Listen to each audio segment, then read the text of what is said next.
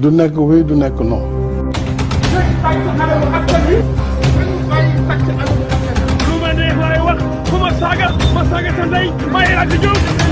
Farba Ngom ay brouette la doon puus barki démb dama koy wax bul ma ko wax.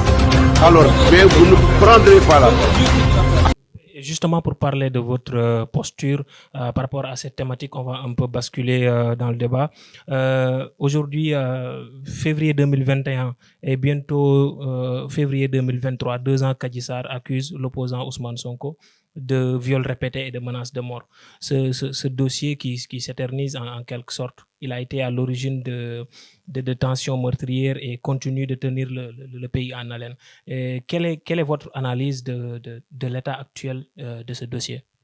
Écoutez, moi je ne veux pas entrer dans le dossier. J'écoute bien, j'écoute tout ce qui se passe.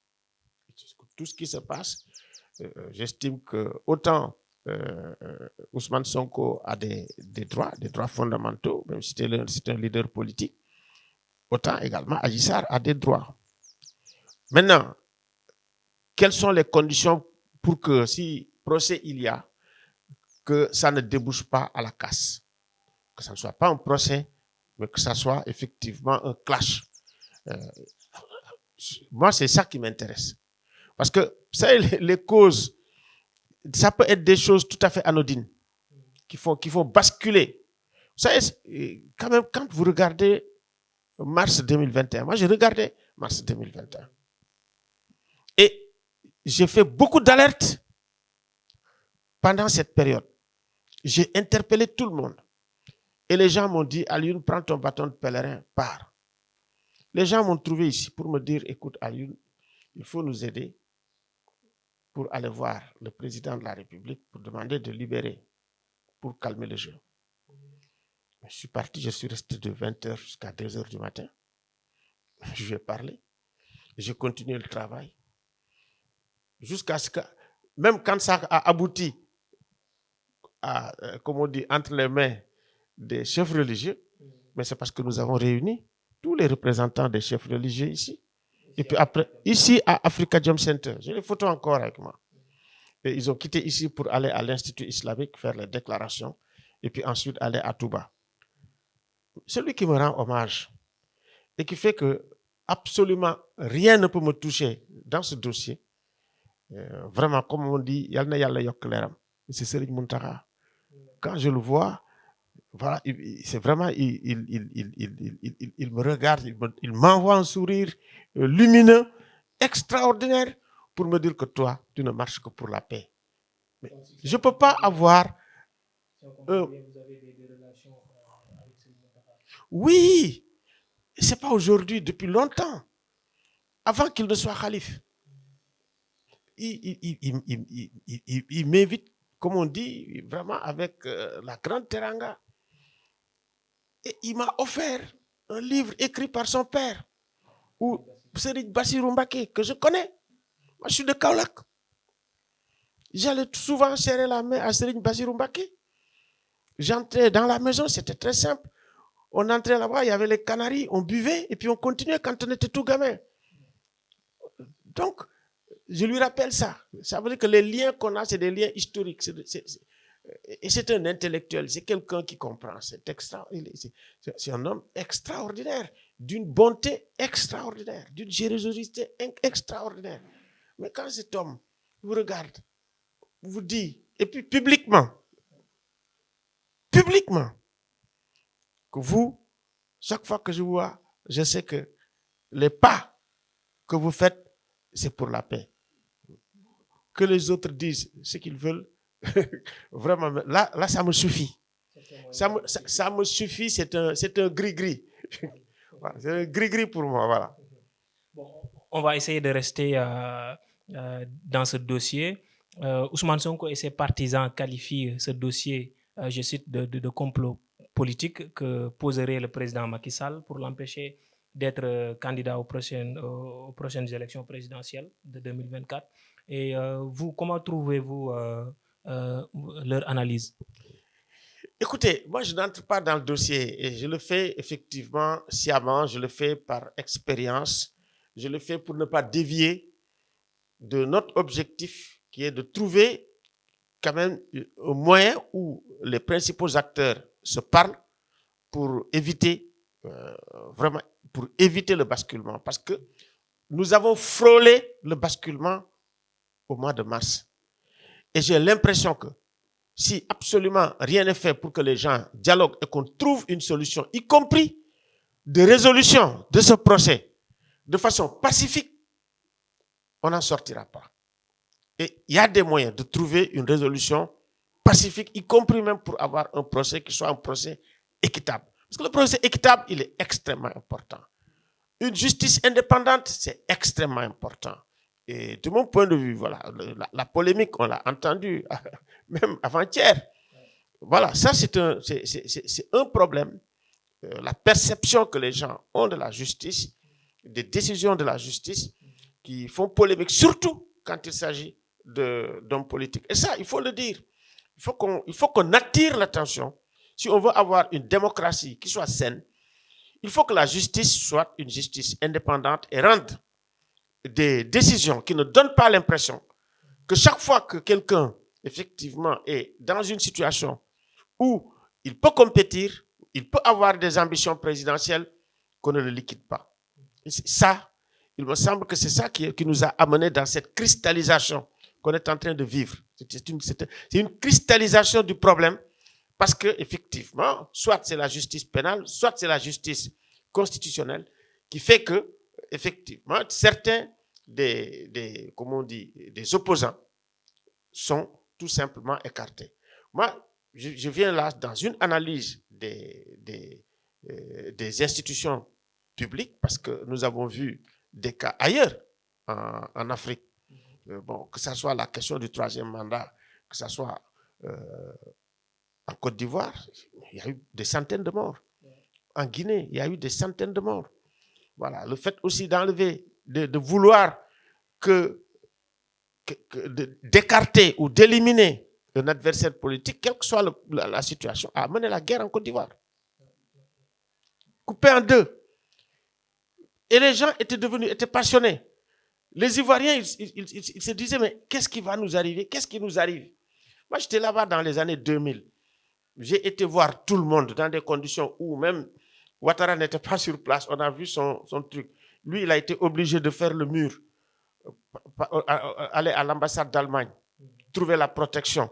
Et il a fallu effectivement beaucoup de micmac pour l'exfiltrer et puis le faire partir. Et ça aussi, c'était des négociations même que les gens faisaient entre Gbagbo et le président de l'époque. Donc, il faut qu'on fasse extrêmement attention et qu'on tire les leçons de ce qui s'est passé, de ce qui se passe et de ce qui s'est passé dans le passé. Il n'y a pas une crise que je n'ai pas vécue. Et puis, quand on m'écoute, on règle les problèmes. En 2005, en Guinée-Bissau,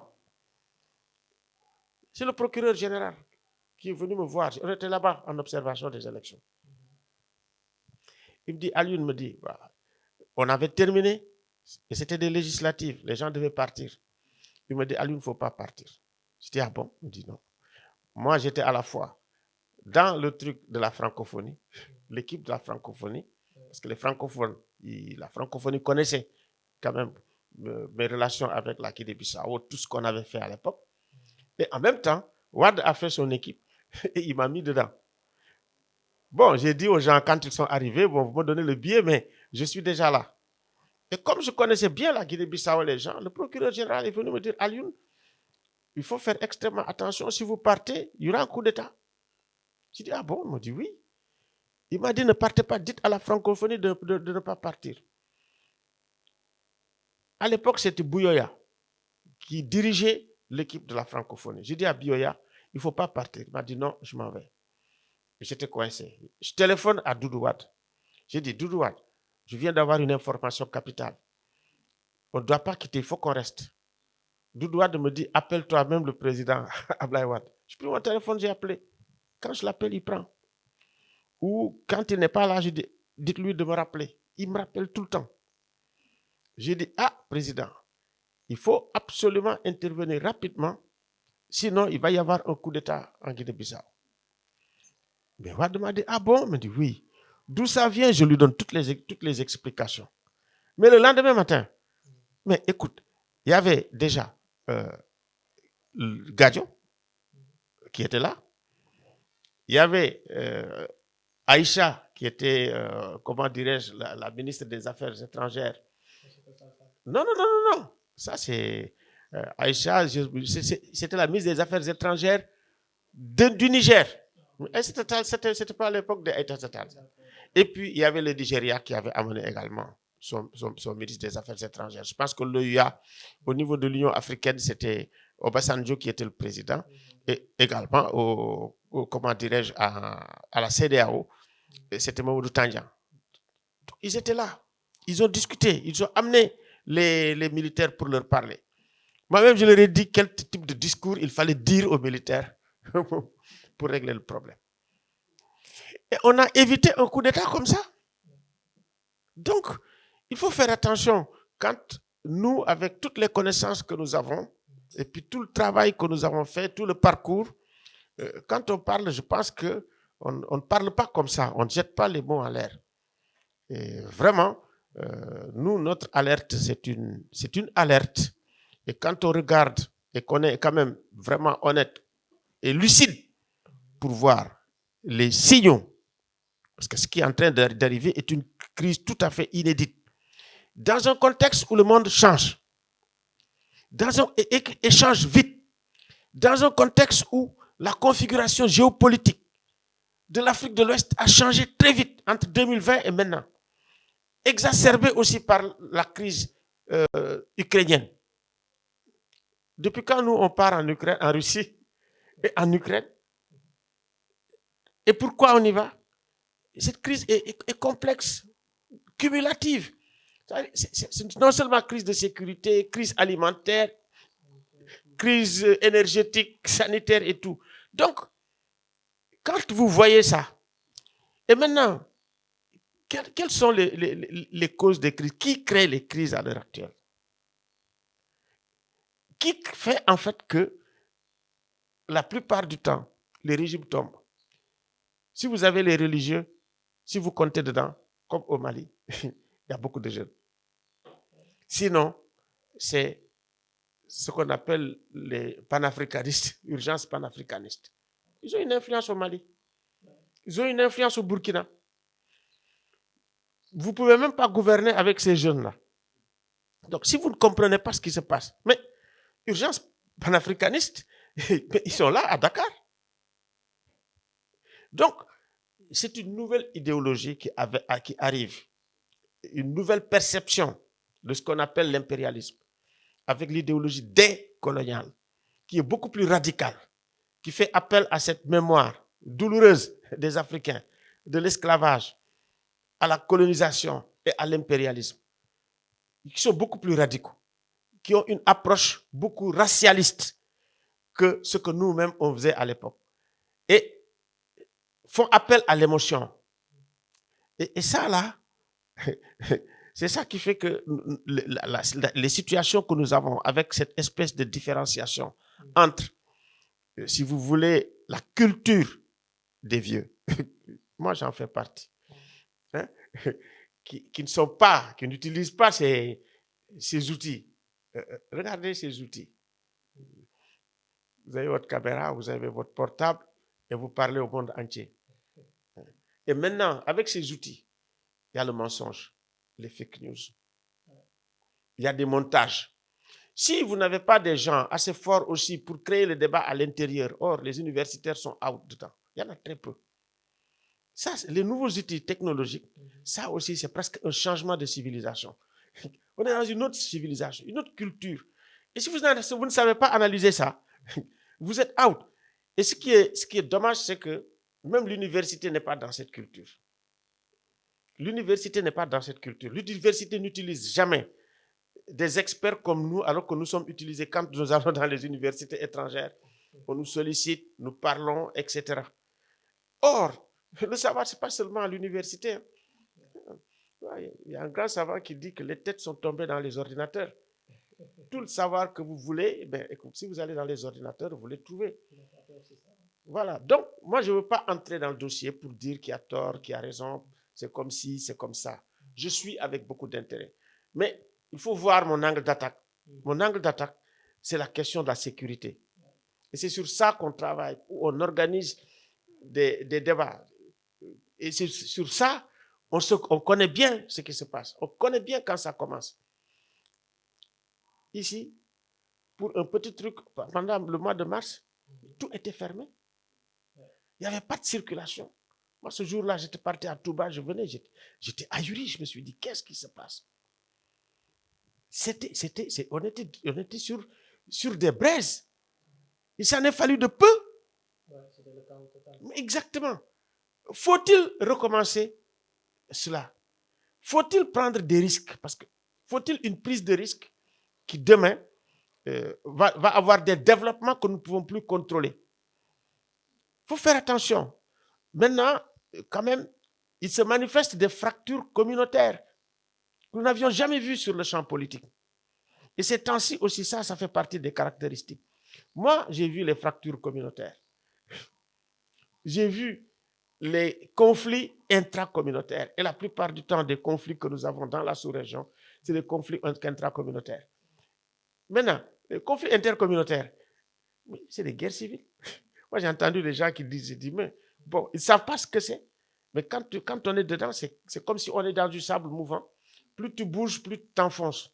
Donc, il nous faut éviter cela au Sénégal. C'est pour ça qu'on a tapé assez fort pour que les gens entendent, que les gens débattent et que les gens trouvent les solutions. Et la solution, il n'y en a pas deux, il n'y en a pas trois.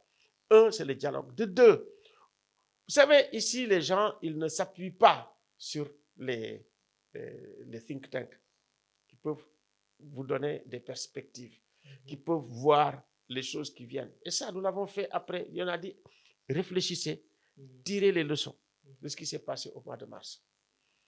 Après, ils n'ont pas tiré, ils n'ont pas dialogué. Il y a eu les élections. Mais les élections, les dernières élections là, mais quand tu as des résultats comme ça, tu ne peux pas faire comme si de rien n'était. Politiquement, tu ne peux pas le faire. Parce que la représentation nationale a totalement changé. C'est-à-dire que le pays est en train de changer, est en train de bouger, et les politiciens et le pouvoir, ils font du surplace. Ce n'est pas possible.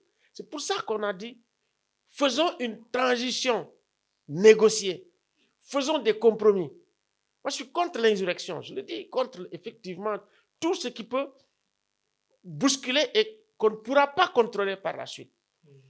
Et les insurrections en Égypte, comment on dit, en Tunisie, qu'est-ce que ça a donné aujourd'hui? Au Soudan. Des fois, ça amène des dictatures plus fortes encore. Donc, moi, je dis la solution aujourd'hui, il faut être vraiment lucide, réaliste. Il faut être réaliste pour dire, asseyons-nous, discutons. Moi, j'ai dit transition, négocier, compromis. Parce qu'il y a des moments où c'est les compromis. C'est tellement fragile dans la sous-région que l'usage de la force, c'est la chose la plus mal indiquée. Parce que il y avait combien d'armées au Mali? Ils n'ont pas pu régler les choses. Il n'y a pas seulement les armées qui règlent les choses. Les questions de sécurité, c'est des questions holistiques. Et il faut en discuter, pas seulement avec les experts des armes, mais en discuter avec tout le monde. Pour que chacun soit responsable de la sécurité du Sénégal. Quand vous arrivez à ça, vous avez protégé votre pays. C'est ce que les Américains font. La plupart de certains pays, ils font la même chose. Mais ici, il n'y a pas d'éducation. Le patriotisme est faible. Ce qu'on suit, on suit. On aime quelqu'un, on dit, voilà, c'est un tel. Moi, je vois la répétition des récits. Je vois, dans les années 2011-2012, l'histoire de Firaona. C'est Macky Sall même qui racontait ça. Aujourd'hui, qui raconte l'histoire de Firaona? C'est les gens de Pastef. Est-ce qu'on a avancé? Hein? On n'a pas avancé. Voilà. On se plaît à sortir à Firaona et dans des légendes comme si la réalité dans laquelle on vit n'est pas la réalité d'aujourd'hui. Attention. Donc, moi, voilà, c'est ça que je voulais dire. Du nekk oui, du nekk non.